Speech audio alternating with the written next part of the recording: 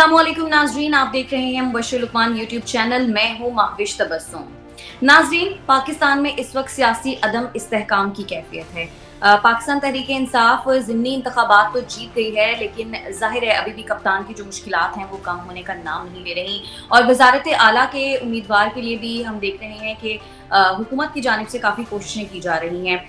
आसिफ अली जरदारी साहब ने ऑफर दी है चौधरी परवेज इलाही को कि वो हुकूमती उम्मीदवार के तौर पर सामने आए, और साथ साथ चौधरी शुजात से भी राब्ता हुआ है और इस तरह की भी खबरें सामने आ रही हैं कि शायद हमजा शहबाज को वो वोट दें। मुबश्शिर लुकमान साहब, आपको क्या लगता है कि जो ज़िमनी इंतखाबात का नतीजा है, क्या वो पाकिस्तान के डिफॉल्ट होने की सूरत में निकल सकता है? मैं अब इस पे क्या कह सकता हूँ, लेकिन डिफॉल्ट तो पाकिस्तान हो गया है। अगर हो नहीं रहा तो हो नहीं गया तो होने वाला है। देखें, श्रीलंका जो है ना, वो जब उसकी पैरिटी डॉलर की और लोकल करेंसी की 230 से पहुंची थी तो उन्होंने बैंकरप्सी डिक्लेयर कर दी थी, डिफॉल्ट हो गया था। और आप अब सोचें आप कितने दिन दूर हैं उससे, रफली may be 5 days, may be 6 days. आपके पास आपकी जो एलसीज हैं वो रुक गई हुई हैं। पूरी फार्मास्यूटिकल इंडस्ट्री जो इंपोर्ट करती है प्रोडक्ट्स वगैरह, क्योंकि उनकी इंपोर्ट बेस्ड उनके प्रोडक्ट्स हैं, तो वो नहीं चल रहा। और वो जो है उसको उन्होंने इनकार कर दिया। वो कहते हैं जी कैश दो और अपना सामान ले लो। आपके बैंक्स की एलसीज जो हैं उनको कोई ऑनर नहीं कर रहा। So situation is very bad. और इसका मतलब ये है कि आने वाले दिन और भी मुश्किलात होंगी। अब मैं देख रहा था कि जैसे मुतवसत तबके के लोग हैं जिनके बच्चे बाहर पढ़ रहे हैं या इधर उधर, तो उनको और ज़्यादा मुश्किल है क्योंकि डेली बेसिस पे क्लाइम कर रही है करेंसी। यूके ने पाकिस्तान के लिए एक अजीब सा रूल बनाया हुआ है कि पाकिस्तानी स्टूडेंट्स जो हैं वो अप फ्रंट पूरे साल की पेमेंट दें। दुनिया में मेरा नहीं ख्याल कि किसी और मुल्क के साथ इतनी मोहब्बत वो कर रहे हैं, पाकिस्तान के साथ वो कर रहे हैं। और वो मज़ीद कमर टूट रही है लोगों की। इम्पोर्टर्स जो हैं वो बिल्कुल यानी सहम कर बैठ गए, क्योंकि वो प्लान नहीं कर सकते बिजनेस मॉडल अपना कि अगर रोज़ उनकी इंपोर्ट में इजाफा हो रहा है कीमत में, तो किस प्राइस पे वो बनाएंगे और किस प्राइस पे अपना प्रोडक्ट बेचेंगे। आप देखें जैसे फोम इंडस्ट्री है या और लोग हैं कि जिनकी पूरी मैन्युफैक्चरिंग जो है वो इंपोर्टेड रॉ मटेरियल के ऊपर बेस करती है, केमिकल्स वगैरह पे, वो लोग क्या करेंगे। सो ये तो प्रॉब्लम्स तो बहुत बड़ी हैं। और सबसे बड़ी प्रॉब्लम यह है महविश के पाकिस्तान में मुझे तो इस वक्त कोई सियासी आदमी नहीं लगता कि जिसको परवाह है कि पाकिस्तान के साथ क्या हो रहा है। अगर हम पाकिस्तान तहरीक इंसाफ को ब्लेम करते हैं तो शहबाज शरीफ को भी ब्लेम करना पड़ेगा कि 3 महीने हो गए स्टेट बैंक का गवर्नर ही कोई नहीं अपॉइंट हुआ। 3 महीने हो गए इस तरह की पोजीशन जो है वो नहीं हुई। जब तक स्टेट बैंक पे गवर्नर नहीं होगा, रेगुलेशन नहीं होगी, आपके फॉरेन एक्सचेंज आपका कंट्रोल नहीं होगा। और जब तक वो कंट्रोल नहीं होगा, लेकिन पिछले 15 दिन से लेके अभी तक मेरा ख्याल है, मैं आपको फाइनेंशियल एक्सपर्ट तो नहीं हूँ, लेकिन रफली 15 से 20% हमारा कर्जा बढ़ गया, क्योंकि डॉलर आपका उसकी पैरिटी जो है वो बढ़ गई है। So all in all things are not good, things are very bad. और अगर आइदर वे परवेज इलाही बनते हैं या हमजा शहबाज बनते हैं, दोनों सूरतों में ये जो हमारी पोलराइजेशन है ये इतनी बढ़ गई हुई है, हमारे जो टेम्पर्स हैं वो इतना हाई फ्लाई कर रहे हैं कि ये दोनों एक दूसरे को नहीं चलने देंगे। तो बेसिकली तो पाकिस्तान का नुकसान हो रहा है। और मैं अभी आपके यानी ये प्रोग्राम से पहले, रिकॉर्डिंग से पहले, मैं अपने क्लास फेलो से बात कर रहा था और उसको मैं बता रहा था कि सिर्फ पंजाब में 6000 हाउसिंग सोसाइटीज़ बन रही हैं, और हाउसिंग सोसाइटीज़ उनमें से अक्सर गैर कानूनी हैं। और ये हाउसिंग सोसाइटीज़ बन रही हैं, इसका मतलब है कि वो ग्रीन एरिया पे बन रही हैं, जो कास्ट जहाँ पे कहीं बाग होते थे, खेती बाड़ी होती थी, उन एरिया से बन रही हैं।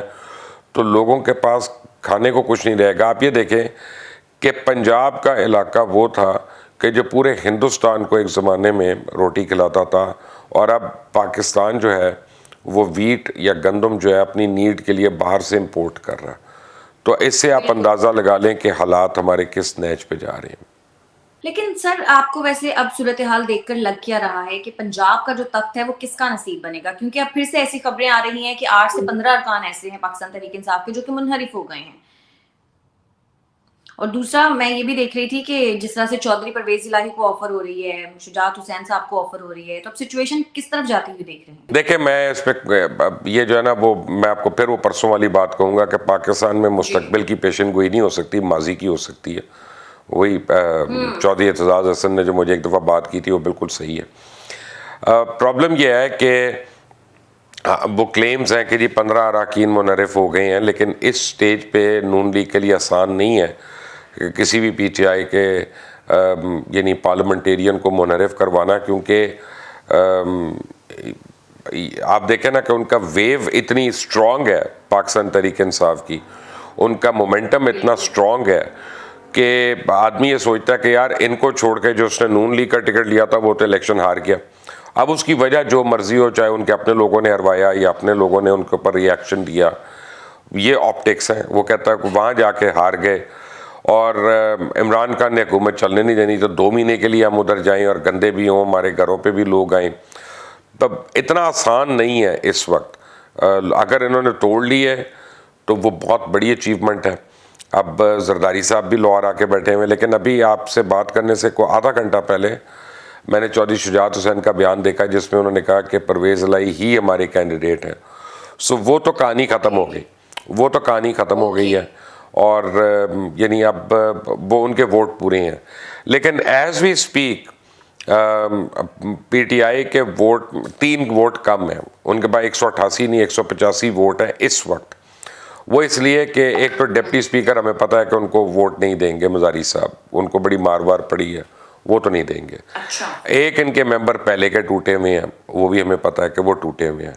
और एक हाशिम खुदाबख्श जो हैं इनके, जो खुसरो बख्तियार के छोटे भाई, वो जब किस्सा शुरू हुआ था कि जी नैब शायद उनको बुला लेगी, तो वो घबरा के पाकिस्तान से बाहर चले गए थे और वो अभी तक बाहर हैं। तो 3 तो वोट नहीं है, तो इनको अब 5 वोट चाहिए बेसिकली। तो वो राना सनाउल्लाह वाली बात जो है ना, वो बड़ी अहम हो जाती है कि अब राना सनाउल्लाह ने जो बात की और कल को इलेक्शंस का रिजल्ट कोई और होता है, तो टेक्निकल आपको बात बता रहा हूँ, राना सनाउल्लाह पे अगवा की एक FIR भी कट सकती है कि उन्होंने पहले अनाउंस कर दिया कि वो नहीं होंगे। तो अब ये है कि all in all things are not good for Pakistan. It doesn't matter PTI wins और PMLN विंस, आपको या मुझे या एक आम शहरी को इससे फ़र्क नहीं पड़ता। वो कहते हैं यार कारोबार ज़िंदगी चलाओ, हमारा लोग फाके कर रहे हैं, तो अपनी सियासत अब छोड़ दो इस मुल्क के लिए। तो काफ़ी लोगों का ये ख्याल है कि यार जब वोटिंग करा ली और जिसके ज़्यादा वोट हैं उसको दे दो, उसको क्यों नहीं देते हो। और जो दूसरे हैं उनका एक अपना मौक़िफ़ है। अब हर एक के मौक़िफ़ के ऊपर इस मुल्क ने कितना सफ़र करना है, that only time will tell. अच्छा, लेकिन सर मुराद राज साहब ये कहते हैं कि हमारे जो MPs हैं उनको खरीदा जा रहा है, फिर से पैसा चल रहा है, 30 से 50 करोड़ की ऑफर हो रही है। हमारे मुल्क में ये जो पैसा देकर खरीदने वाली गेम है, आपको लगता है कभी ये खत्म होगी? नहीं कि अपना ये जब तक बिकने वाले तैयार हैं तो ऑफ़र आती रहेगी।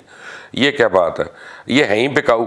जो लोग अपने आप को अपने वोटर्स को भी खरीदते हैं, चाहे वो बिरयानी की प्लेट पे खरीदें और चाहे वो बसों की सूरत में खरीदें या और चीज़ों पे खरीदें, तो खरीद ही रहे हैं ना, खरीदो फरोख्त ही कर रहे हैं। इनके लिए तो कारोबार है सियासत कि आप मैं और आप तो इलेक्शन लड़ ही नहीं सकते।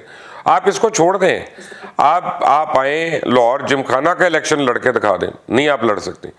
आप जिमखाना को छोड़ दें, आप किसी गवर्नमेंट कॉलेज का या HSN कॉलेज का जो ओल्ड बॉयज़ का या वो जो इलेक्शन होता है ना, वो लड़के दिखा दें मुझे, उसमें इतना पैसा लग जाएगा जो हम लोग नहीं दे सकते। तो ये तो इस मुल्क में इलेक्शन तो एक कार्रवाई है, एक वारदात है और वो चोरों का एक आप समझे कवरअप है हर किस्म का इलेक्शन। तो और ये है कि अगर यही सिचुएशन रहती है और अगले 2 महीने में अफ़गानिस्तान के जो हालात हो रहे हैं वो हमें नज़र आ रहा है, तो वो सारा इन्फ्लक्स आपके ऊपर होना है। इंडिया जो है बलूचिस्तान में मेडलिंग दोबारा शुरू कर रहा है, तो मुझे तो नहीं लगता कि हमारे हुक्मरान या हमारे सियासतदान जो हैं वो अपनी बोलियां लगवाते रहेंगे। वो आपको पता है ना कि जब वो चंगेज़ खान आया था बगदाद में, तो उसने वो हलाकू खान या चंगेज़ खान जो भी था, उसने आके वो देखा हीरे जवाहरात उसको दिखाए उन्होंने, तो उसने उसको कहा अपने एक प्रिजनर को, उसने कहा खा के दिखाओ। उन्होंने कहा खा नहीं सकते। उसने कहा अच्छा इसे किसी को मार के दिखाओ। उसने कहा नहीं नहीं, ये तो याकूत है, इससे कैसे मारेंगे किसी को। उन्होंने कहा ये किस लिए? उसने कहा देखने के लिए। तो उन्होंने कहा तुम इन चीज़ों को जमा करते रहे हो और यहाँ पे तुम्हारे ऊपर कब्जा हो गया। सो बेसिकली हम, आप देखें, हम जिस तरह पैसे की दौड़ में पीछे भाग रहे हैं और पड़ गए हैं, हमें ये एहसास ही नहीं है कि हमारे मुल्क पे किस किस चीज़ का कब्जा हो रहा है, गुर्बत का, अफलास का, बेरोजगारी का। ये सारी चीज़ों पे हमें जिहाद करना है और किसी को नहीं मुझे लगता ख्याल है। सर, आपको लगता है वैसे कि 22 जुलाई का जो दिन है वो सुकून से गुजर जाएगा? क्योंकि मैंने ये सुना है कि लाहौर में तो होटल्स में बुकिंग भी शुरू हो गई है और हिकमत अमलियां भी बनना शुरू हो गई हैं। तो 22 जुलाई का जो दिन है वो, जाहिर है आप बार-बार कहते हैं कि फ्यूचर प्रिडिक्ट नहीं कर सकते, लेकिन एक बंदे का होता है ना, बंदा सोचता है कि आपको क्या लगता है कि 22 जुलाई का दिन? एक इंटरेस्टिंग चीज़ आपको बता सकता हूँ जी कि 22 जुलाई को दोनों पार्टियों ने 188 कमरे बुक कराए हैं होटलों में। यानी नून लीग ने भी 188 कराए हुए, उनको भी उम्मीद है कि आ जाएंगे। तो अभी वो क्या कहते हैं, the game is on, the battle is on, let's see what happens. But वो दिन तो आराम से गुजर जाएगा। हुल्लड़बाजी अगर हुई तो पंजाब असेंबली के अंदर होगी, उससे बाहर तो नहीं होगी। अच्छा सर, एक और बड़ी बुरी खबर आई है पाकिस्तान का जो, और एक मैं आपको खबर बता दूं कि 22 को बहरहाल पुलिस में इमरजेंसी डिक्लेयर होगी हुई है, पंजाब पुलिस में। तो वो तो स्टैंड। हाँ। अच्छा सर, पाकिस्तान का जो पासपोर्ट है वो दुनिया में बुरे तरीन पासपोर्ट में चौथे नंबर पर आ गया है। अब मतलब इसका क्रेडिट हम किसको दें? पाकिस्तान तहरीक इंसाफ को, मुस्लिम लीग नून को, पीपल्स पार्टी को, किसको दें या अपने आप को दें? सारों को।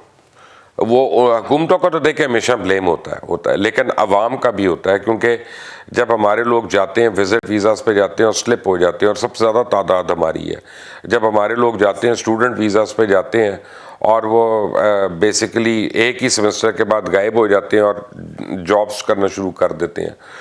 तो इसमें अवाम भी कसूरवार है, इसमें हुकूमतों की पॉलिसीज़ भी कसूरवार है। लेकिन पाकिस्तान का जो पासपोर्ट है, आप ये देखें, आप अफगानिस्तान का भी वीज़ा अप्लाई करें जिनके पास खाने को नहीं है, और वो सोच कर देंगे। मैं आपको एक ज़रा बुरी एग्जांपल दूं, अगर आप मुझे इजाज़त देते, अगर आप, और आपसे भी माफ़ी के साथ और तमाम व्यूअर्स के साथ माफ़ी के साथ मैं करना चाहता हूँ। नहीं, बिल्कुल माफ़ी मांग रहा हूँ मैं पहले, क्योंकि मैं बात ऐसी करने लगा हूँ।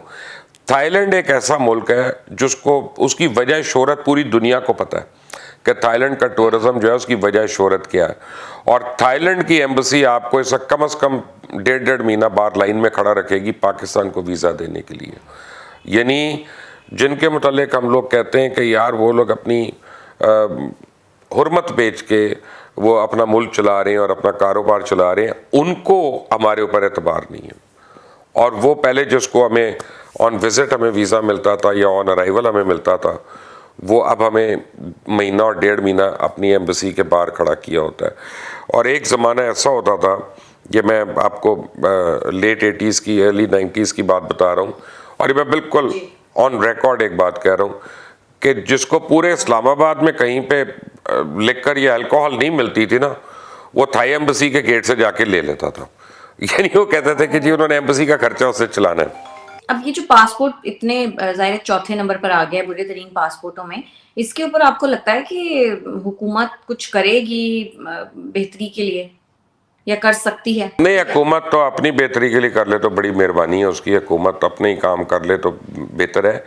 अब वो देखें आप, कैरेबियन के जो आइलैंड्स हैं ना, सेंट किट्स वगैरह और ये ग्रेनाडा वगैरह, वो 178 ममालिक में उनकी एक्सेस है, कईयों की 140 में है। आप सेंट लूसिया, और आपको मैं ऐसे मुल्कों के नाम बताता हूँ जो आपको एफर्ट करना पड़ेगा। आपके ऑस्ट्रेलिया के करीब जहाँ पे आप रहती हैं, फिजी आइलैंड्स हैं, उनके पासपोर्ट की पोल देख लेंगे कितनी आपसे बेहतर है। तो उनके पास बारले के अलावा उनके पास खाने को कुछ नहीं है, ठीक है ना। तो आप, अब ये तो एक हद होती है ना। पूरा यूरोप जो है, आप उसको देख लें कि उनके पासपोर्ट की क्या पुल है। और हम कहने को हम एक ज़िंदा कौम है और जनाब हमने लोगों को अपनी एक सिखानी है, इक़्तिदार सिखानी है। वो अलग बात है कि हम गाड़ी एक लेन में नहीं चलाते, सीधी नहीं चलाते, लेकिन दुनिया को हमने फतह भी करना और दुनिया को हमने सिखाना भी है। तो बेसिकली जब आपका पासपोर्ट चौथे नंबर पे आता है, तो इससे दो बातें आपको पता चलती हैं इन अ नटशेल, कि आपका मुल्क कितनी जल्दी लोगों के लिए इररेलेवेंट होता जा रहा है पूरी दुनिया के लिए।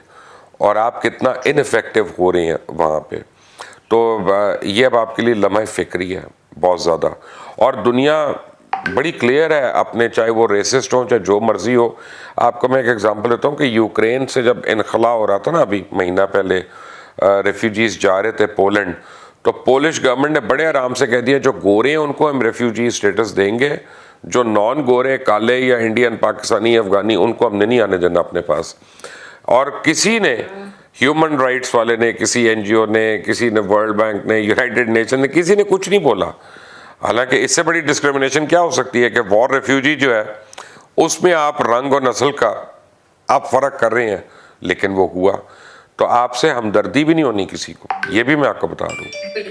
चले, हम तो दुआ ही कर सकते हैं कि अल्लाह ताला पाकिस्तान को अपने हिफ्ज़ मान में रखे और पाकिस्तान भी तरक्की करे। बहुत शुक्रिया आपका लुकमान साहब आज के लिए। नाज़रीन, आज के प्रोग्राम से इतना ही। अगर आपको हमारा प्रोग्राम पसंद आता है तो हमारे चैनल को कर दें लाइक, सब्सक्राइब और वीडियो को कर दें शेयर और अपनी कीमती राय से हमें ज़रूर आगाह कीजिएगा। हमें इजाज़त दें, अल्लाह के पास।